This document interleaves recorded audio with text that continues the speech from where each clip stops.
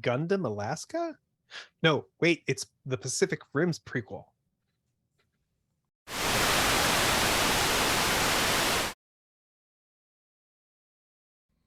Welcome to Rants and Raves. This time, I've asked my friends to watch a movie that I remember from my childhood. And the movie we watched was a movie called Robot Jox. And I think we need to start just by explaining what this movie's all about. Hey, Clyde, can you give us a quick synopsis of the film? Yeah. So, in the distant future, mankind has forsaken global wars for battles of single combat. The world has been divided into two opposing superpowers, with each side represented by trained champions. Their weapons? Huge robotic machines capable of battle on land, sea, and in the air. Don't remember the C part, but okay. I'm gonna get in this thing and I'm gonna kick your. All right, guys. It's been like 20 years since I've watched this movie. I just rewatched it. And so I think we need to talk a little bit about this. I'm going to start by saying, what can I say? It was a movie that I really was looking forward to when I'm watching giant robots fighting when I was a kid. And this movie fit that bill. Was it a good plot? At least it's got one. Has it got good writing? That's questionable. It's got giant robots. And having watched it again, I do appreciate the attempts at the futurism, trying to make it look like what would might be looking like in 20, 30, 50 years. And I do also appreciate the poking of humor into this movie as well. So I think it was not that great after watching it. It was okay. Yeah, I would say from a plot and writing perspective, kind of narrowing it down to that level of things. I think that they probably spent a solid 4 hours working on the story and writing it. Maybe at the bar. At the bar, definitely. This was all, the entire script was written on the back of a couple of napkins. That would be my theory. Not quite up to the level of Citizen Kane or Casablanca, but but it did have 100% more robots than either of those movies. It did. That's exactly right, Clyde. 100%, well, an infinitely greater amount of robots than those two movies. So yeah. What about you, Jimmy? What were your thoughts on the plot and writing? Yeah, plot and writing. So the Robot Jox plot.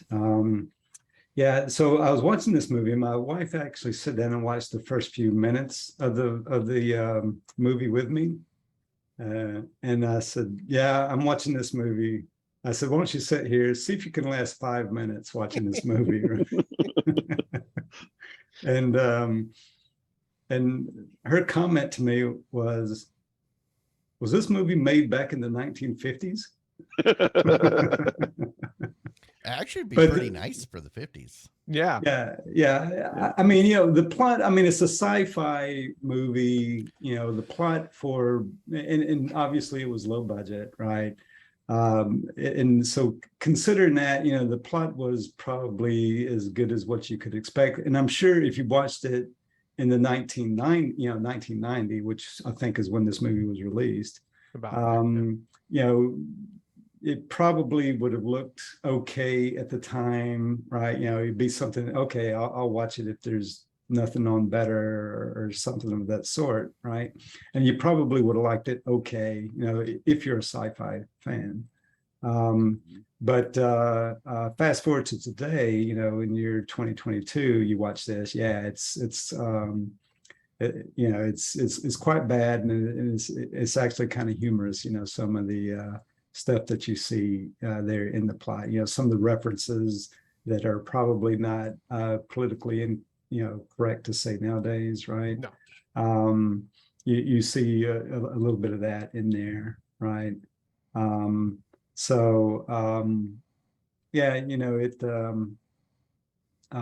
but yeah, I mean, for what it is, and for the time, it's probably on par with other low budget sci-fi movies at the time. So I have spent the last 6 years building a platform around bad movies. Oh, So I can say without a doubt, I wouldn't even make the movie party people watch this. oh, I mean, it is what it is, and I can understand why as a child, you would have been what, like in the 10 to 12 range. Yeah. I get it. 12-year-old Matt, 13-year-old Matt. But man, this has not aged well.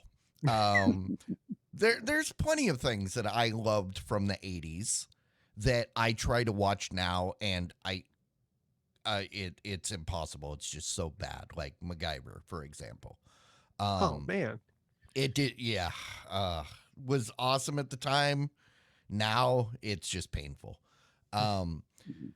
One thing I will say is it looked and felt like a TV show. Like this was supposed to be the 2-parter pilot or whatever. I remember at the beginning of this seeing in one of the opening scenes a title card at the bottom that said Part 1, and it had a title.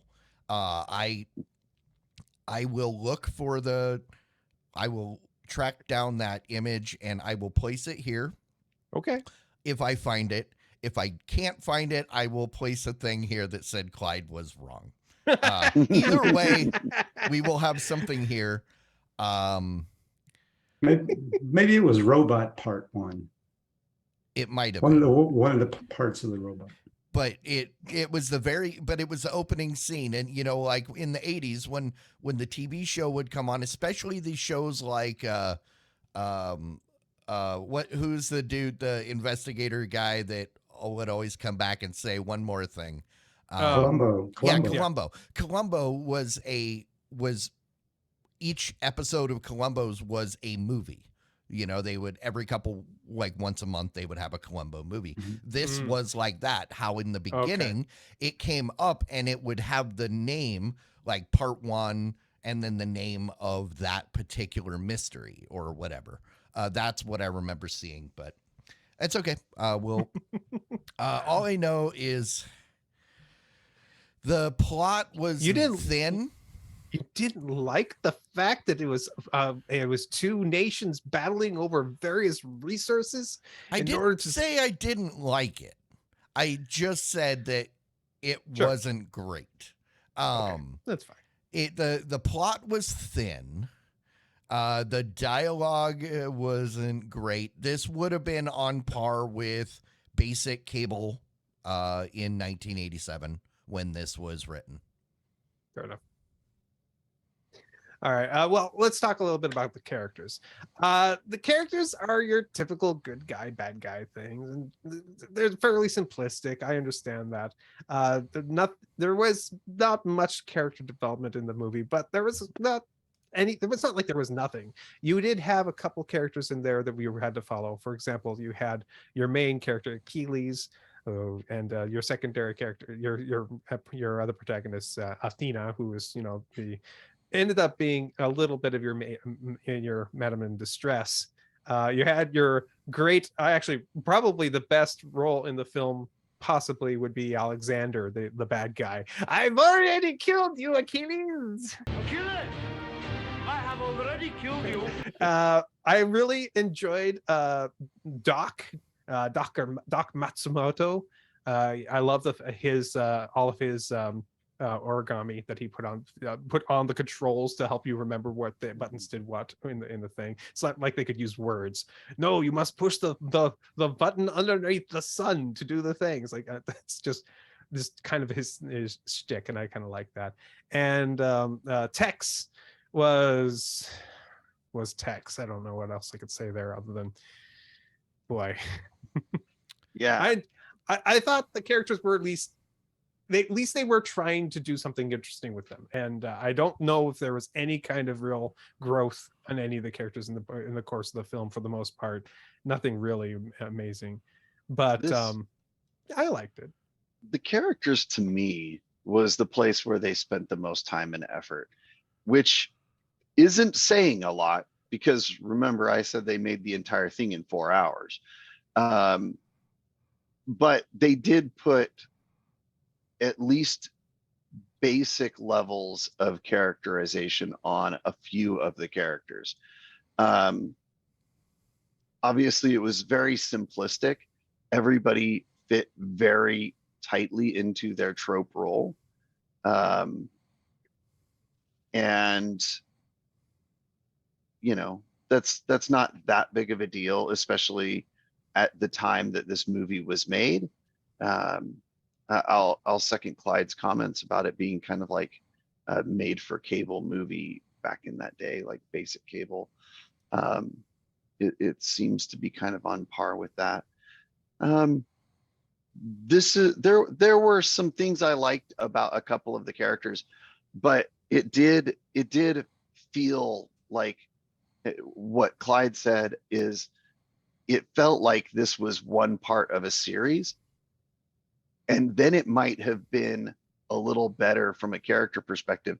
We didn't have the background that we needed to understand in some of the characters, and they didn't really get into it enough for us. And then the same thing of like, we started to understand a little bit about a couple of the characters and their motivations and stuff, but there was never payoff because it didn't continue along that path. So Yeah. There were a couple of things going on there, and I didn't hate that. But it was certainly not a masterpiece. Yeah. Or even a child's finger painting. Yeah. For me, I mean, you know, the characters to me really kind of reminded me of the 1980s professional wrestling characters, right? You know, you kind of had all of those in here, right? It kind of reminded you of that a lot, right? And then occasionally, you know, they had the doctors coming in, you know, they had the one Japanese doctor that Matt was talking about who, you know, was kind of like the lead engineer there. And then they had this other German lady who's doing the genetic scientists or whatever, you know, trying to make the athletes better and that kind of thing. So, you know, but yeah, for the most part, it was, you know, I was back, you know, watching,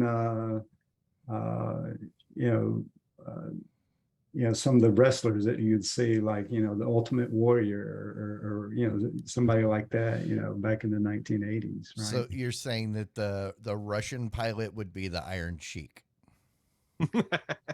I think so, right? Or Nikolai Volkov, Yeah, right? yeah. Or somebody like that, right? Yeah. So I'm trying to think of some of the characters back then in the professional wrestling. Yeah, there was no Andre the Giant analog because he couldn't fit into any of Well, those. the robots was Andre spaces. the Giant, right?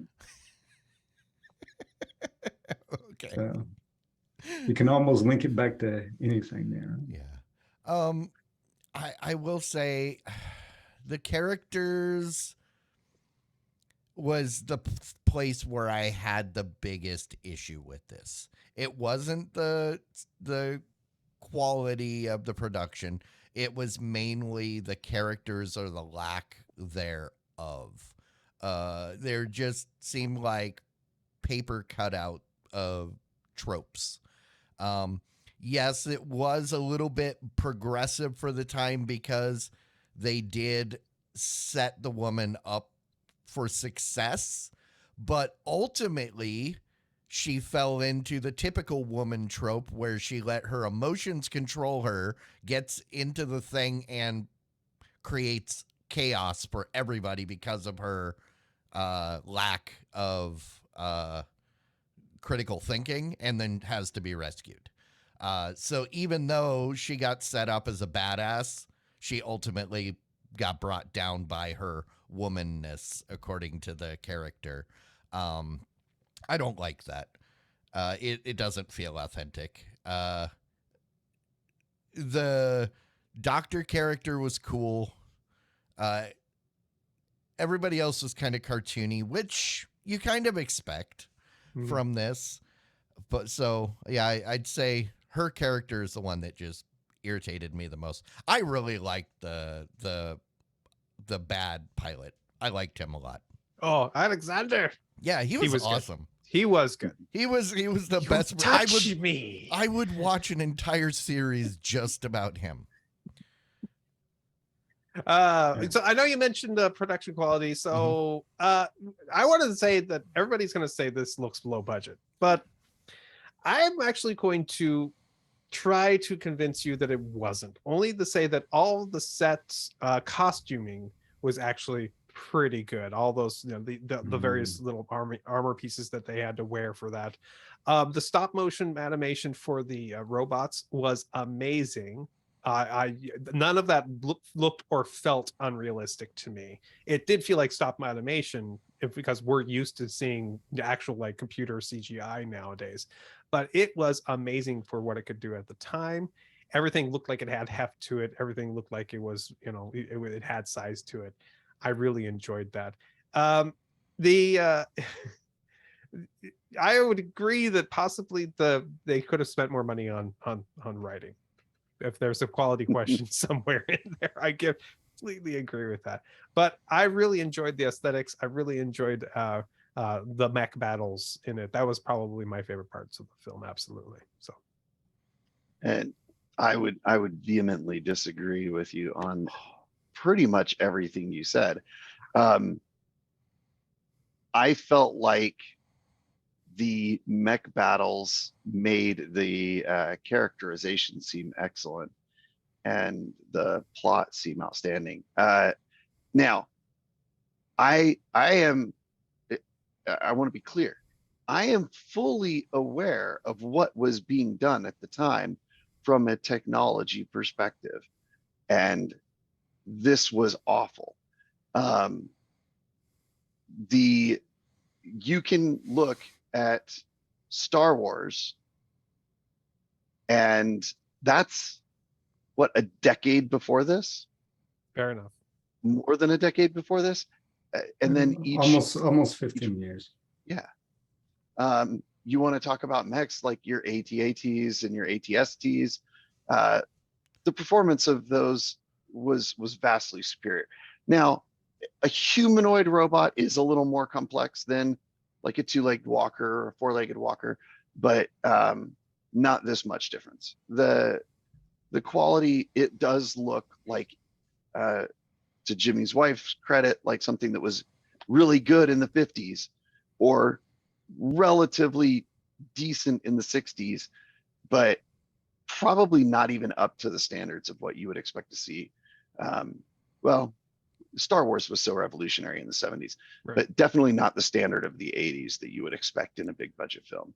So definitely not a budget spent there, but they did what they could, and it was enough, obviously, to satisfy the children that they were really targeting, I suspect. I don't know if this movie was targeting children. There's plenty of adult themes in this movie too. Yeah. That being said, I understand that the two peak creators of the movie did basically argue over who was the target audience for the movie, so that probably didn't help in the creation of the movie. Yeah, I mean, in terms of production quality, right? I mean, the one thing that, I mean, obviously you could tell that it was low budget, right? I mean, it was pretty clear about that, right? And I think Mike is right. They use some old standards, right? And for the special effects, they were not consistent throughout. I mean, there were times where it'd be a close up and you could tell it was like some big, probably plywood prop, whatever, that was made to look like the mechanical arm or something of one of the robots. And then in other scenes, you could see where they were using claymations right, to move the robots across the screen. So they weren't even, you know, consistent on the special effects on this, right? Which again, it was low budget, right? You know, so they were just using what they had. But so the, you know, it's, I mean, it was intended to be a low budget science fiction movie, you know, with some action in it. And they were hoping to, you know, make a few bucks to pay for the low budget and maybe make a little bit of money off of it, right? I mean, that was kind of that, like the gist of it. And yeah, the robots probably did suck in a lot of kids. I mean, I think Matt, you were one of them, right? You know, and I'm sure it did, right? You know, because, you know, robots were all the rage, you know, back So- then. I think at that particular time, the what's the robots that convert from cars to robots? Transformers, right? Okay. Transformers were big at the time. Right? Interestingly enough, this movie was intended to capture Transformers audience, but it was delayed too late to a point of time where Transformers had fallen out of favor in the early 90s. Believe it or not, most people were basically. Yeah. I mean, well, even in '87, when this was, they started filming this, Transformers weren't popular anymore. That was post Transformers movie when, but the point I'm going to get into is I keep hearing the term low budget thrown around. Number one, there's absolutely nothing wrong with low budget. Number two, this was not a low budget movie. This movie had a budget of between 6.5 and $10 million. That is not low budget. They may have misappropriated the budget, but that does not make this a low budget movie. So therefore, it needs to be criticized. As if they had $6 million, my question would be who got the $6 million? That is my point. This was not a low budget movie, so it should be judged as a regular full budget movie that was done badly. And also to the point is, you got to remember that they started shooting this in '87, so that wasn't exactly a decade after Star Wars, right? So that was 77, 76, 77, Think right so. there. Yeah. But so it should be judged as an 87 movie. The only other thing around that time that had some sort of animated mech equivalent would be the thing that Ripley was fighting the alien with. When she was walking around with the claw thing. And that was pretty good too. And that looked pretty good. They could have gotten that for at least $1 million. It wasn't the only thing. No, but my point is, they had the money. They could have done better. Yeah. Right. I So mean, we can't Terminator was much better than this. Exactly. Right. But that's my point. Even like 4 years earlier, the last Starfighter, a direct comparison, it didn't have robots, but it had the props and elements in the last Starfighter were much better than the ones in this. Like his little car thing, there's no way that was anything other than plywood spray painted. Like it wasn't even like metal painted. And that's my point. You can't give it the cop out, well, it's a low budget movie. It wasn't. They failed at making adequate, proper use of that budget. So there's no excuse for why it looked the way it did. All right. Well, I gotta just say, 12-year-old me liked the movie. It did. I enjoyed robot combat. It was, 12-year-old me at the time was playing MechWarrior and was imagining giant mechs battling each other, and this was that brought to life on screen. And so young boy Matt was really into this. So, yeah. Well, I mean, and that makes sense, right? For 12-year-olds seeing the robots, I mean that it would. I mean, it's the same with me when I was watching the 1960s Godzilla movies, right? So, for me, it was the same thing. You go back and watch those now. I mean, obviously, you can tell it's a guy in a lizard suit, right? But but for a kid at the time, that seemed, pretty real. Yeah, I think that for me, the things that kind of stood out as worthwhile moments in the show, there were a couple of things that I didn't hate.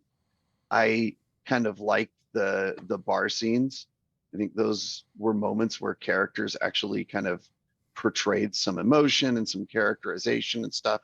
But really, for me, the highlight of the entire show was when the credits rolled.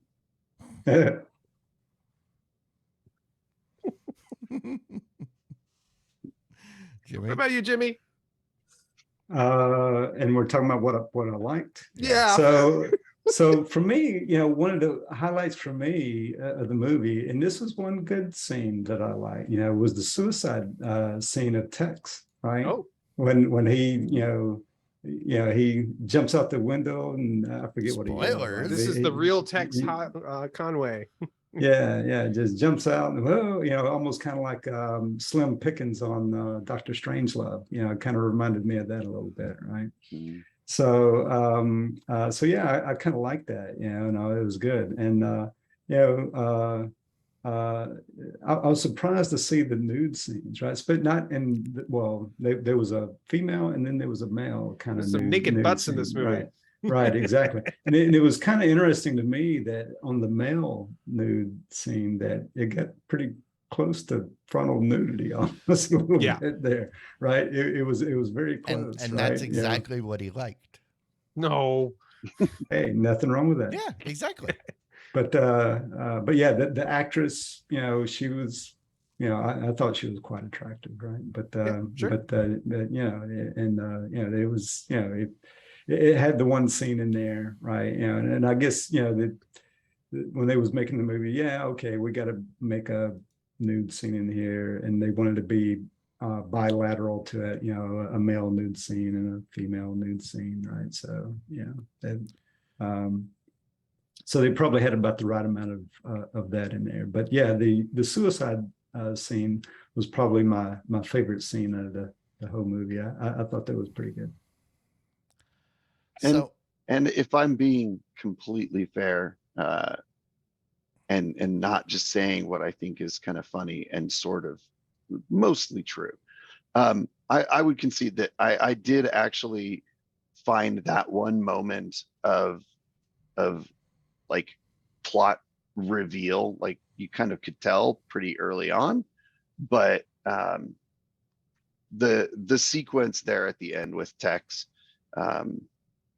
where you find out that he's a bad guy and then the suicide and stuff, those were good moments as well. So I'll give the show that. So I will say I had to think a lot about this to figure out what I would consider like. I didn't dislike this movie per se. But to find something specifically to call out as a like is difficult. And I think it would have to be the bad pilot. He was essentially the Val Kilmer Iceman of this movie.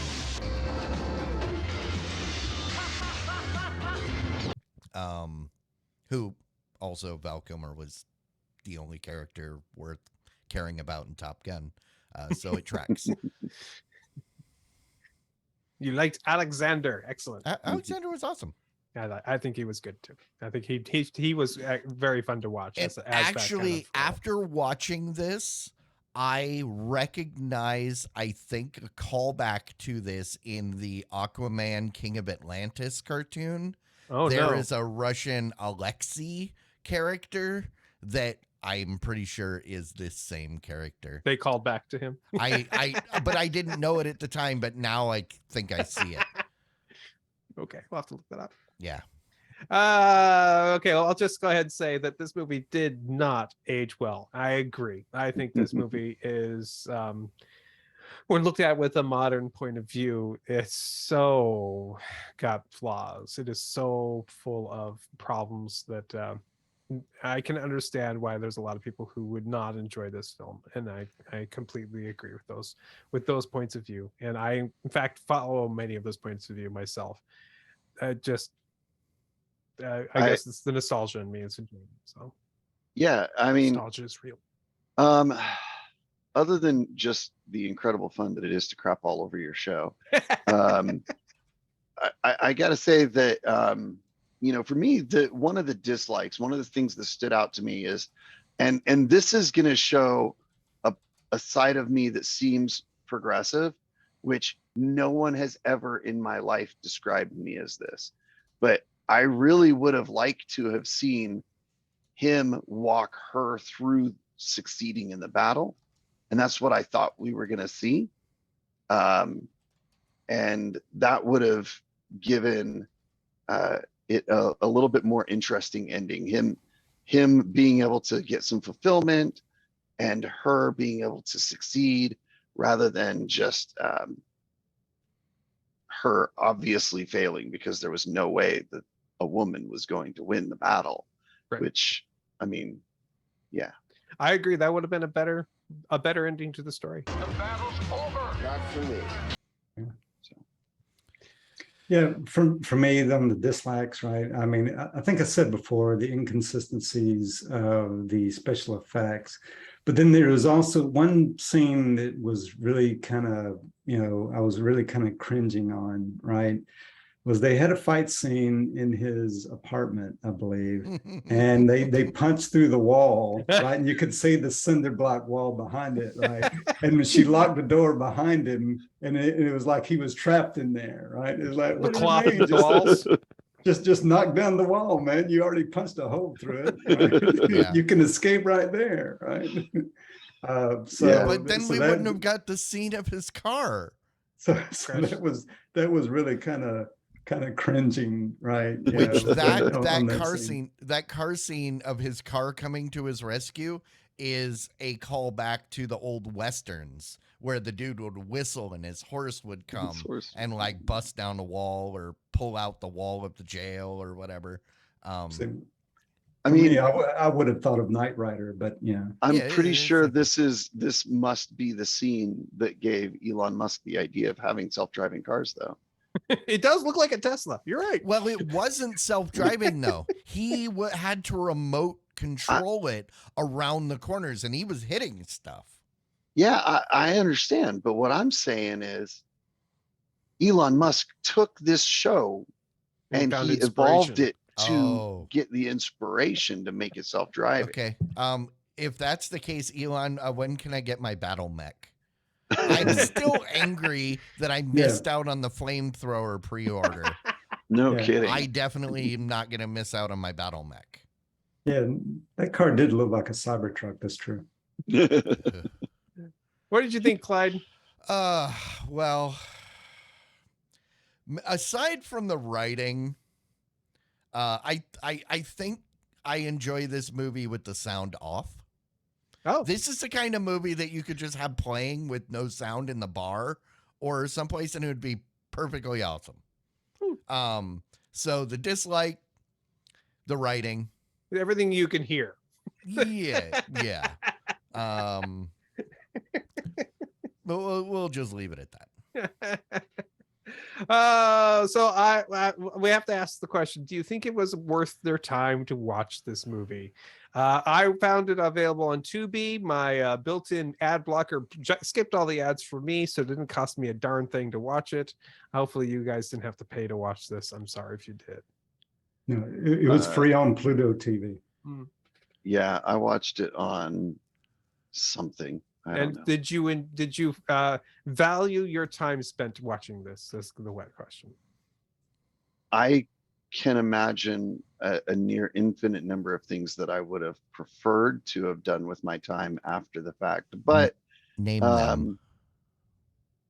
I don't have all day. No.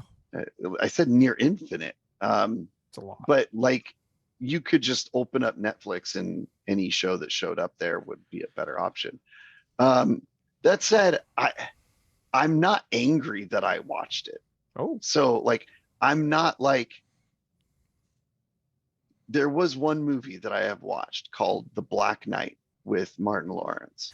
And at the end of that show, I walked out of the theater and I turned to my friend and I said, man, I really wish I would have come to this alone, because then I would have left halfway through it and I wouldn't have had to sit through the whole thing.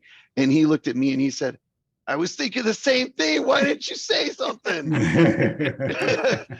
And so like, I wasn't that upset.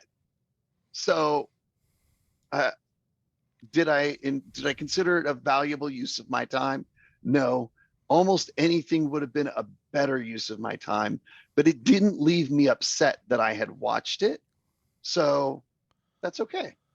low bars, man. We love getting low bars. It's good. Yeah. It's good. Jimmy, So- how about you? Yeah, so if you're a sci-fi fan, you might find value here. If you're the kind of person that's watched all 6 versions of Sharknado, you might actually like this one too, right? So yeah, I mean, it comes down to that. Are you a sci-fi fan or not? If so, then yeah, you'll probably find some value here. Clyde, I'm sorry, cut you off. No, it's fine. It really depends, because had I watched this as a Prime movie that was free, it rates a lot higher than, I think, because I watched it on Amazon, but I think I had to rent it. Oh, So it man. was like $4, maybe $5, in that range. For that money, no. If I know you guys, it's now on the ad-supported services.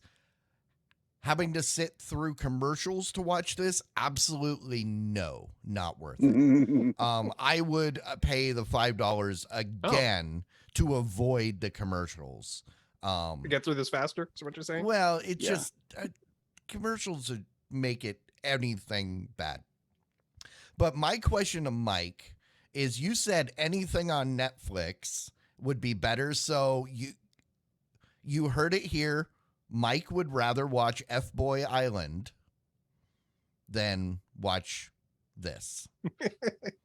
I said I could open up Netflix Yeah. and anything I saw there would be worth watching. Yeah, and Netflix My is feed would constantly never pushing put that in front of me. That's one of those. Everything on my feed is supernatural and monsters and It's one of the blow ones up that movies. Netflix pushes on everybody regardless of their F-Boy Island. yeah F-Boy Island. Yeah. I don't But- go to Netflix that often, so I haven't seen That's that. one of the reasons I don't go to Netflix, is because they don't want to show me the stuff I want to watch.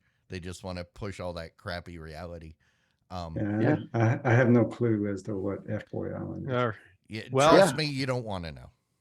I think I'm- I need to give this movie a recommendation for you guys. And I think the movie's own internal motto fits it best. Crash and burn, man. Crash and burn.